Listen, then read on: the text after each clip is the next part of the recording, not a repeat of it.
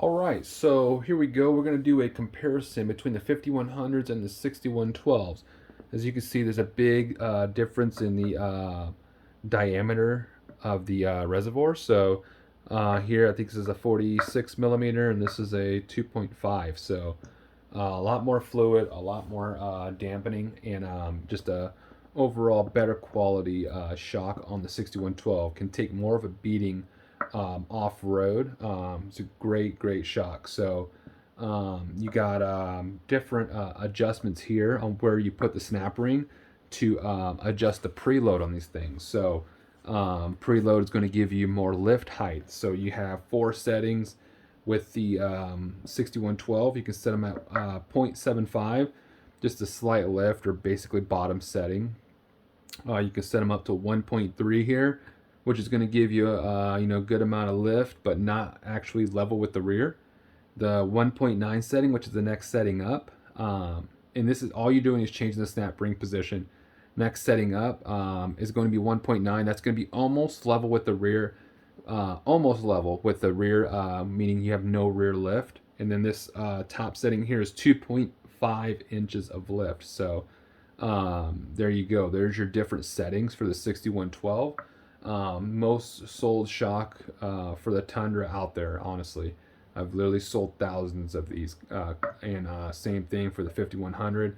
The 5100 are more budget friendly, but the 6112, great overall shock. One of Bilstein's best shocks that they make. One of the other benefits to it is it actually comes with its own coil spring. As you can see here, a nice, good quality spring, thick powder coating. I believe it's slightly heavier than stock, so I think it's a 650-pound spring, or spring rate spring, and yeah. So that's the benefit of the 6112s. That's why they cost more. These springs are not cheap. So springs in general doesn't matter. They're $300 to $500 for just a basic spring for the Tundra. So keep that in mind that the 6112s do come with the spring. 5100s, like I said, this is a good budget-friendly shock for creating lift. You have 3 settings on this one. 6112, you got 4 settings, 3 settings on the 5100s. Starting off with the bottom setting, that's a 0.87. So it's just going to bring the front up a little bit. And you can combine these with different lift kits and whatnot. So like if you just wanted to gain just a little bit more lift, then you have a spacer, then you can swap this out and it'll ride a little bit better. But honestly, you're better off going to a coilover. But that's what a lot of people do, is just put these on just to get a slightly better ride and a better quality shock and just a little bit more lift. And then you got the next setting up, 1.57 inches of lift, so close to being level with the front. 2 inches in the front is a perfectly level Tundra. And then the next setting, the top setting here, is 2.28. So that's going to be pretty much level with the rear. So that's going to be a perfectly level truck. So keep that in mind when you do the 5100s. If you want it to be level, the top setting on the 5100 is the best way to go. And if you're 4-wheel drive, you got to keep that in mind, that differential or suspension or differential components in the front, like a 4-wheel drive truck, is going to weigh the front down. So your 2-wheel drive and 4-wheel drive, there will be a difference. Nobody says that, but they don't, and Bilstein and other companies don't specify that. But if you are 4-wheel drive, you will have a difference in ride height. So keep that in mind.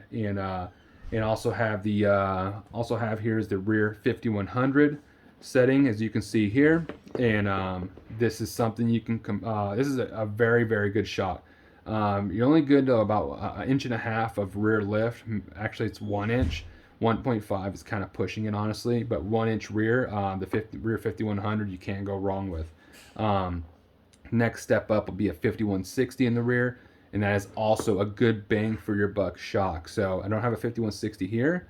I do have those in stock though, and but I don't have them here with me. They're at the warehouse. So keep that in mind. If you want just to level up the rear, this is your way to go. Different part numbers. So the 6112 part number is a 24-235 310. And then the 5100 is a 24232 173. And then I think the rear Bilstein is a 24-186971. So yeah, if you have any questions, feel free to reach out. I'll leave my email in the description. And thank you guys for watching.